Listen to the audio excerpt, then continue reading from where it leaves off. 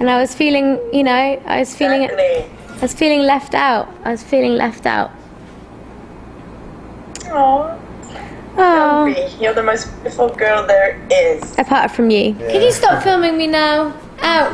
And I'm now going on to the beauty pageant. That's what we've been here. Tell me about it. Yeah. You're not a fan? Not a fan at all, no. Why not? Well, I can't understand it really. And first of all, most of the women are beautiful in Colombia to start with. So you're talking about so small a degree. I couldn't choose between one and the other. The second thing is that all of them have had cosmetic surgery. All of them have had their breasts enlarged and uplifted. Yeah. So what's natural about them? We're not talking about naturally beautiful people any longer. So the whole thing is a bit of a sham. And thirdly, I have a European mentality that it's rather an insult to women.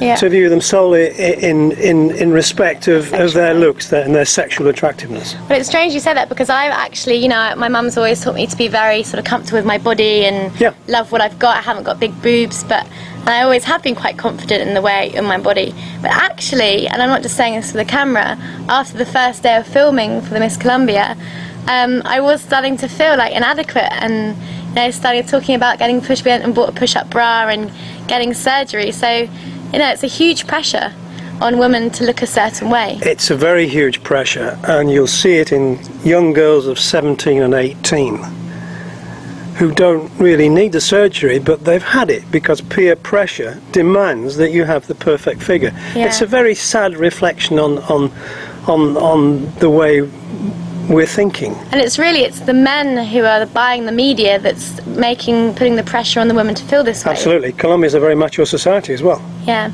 But I don't think it's just Colombia. I mean, if you look at America and even in England, you know, young girls getting boob jobs on the NHS.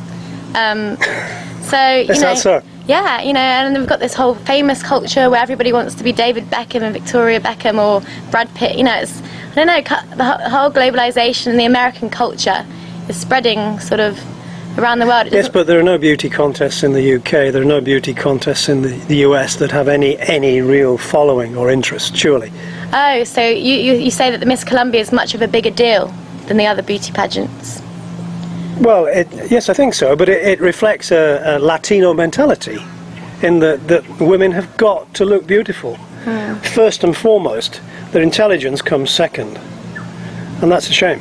But you're contradicting yourself. You came here for the beautiful women, and yet... I came here to look at beautiful women, but that doesn't mean to say that I'm out of proportion. Every male likes to look at the beautiful women, but there are limits to what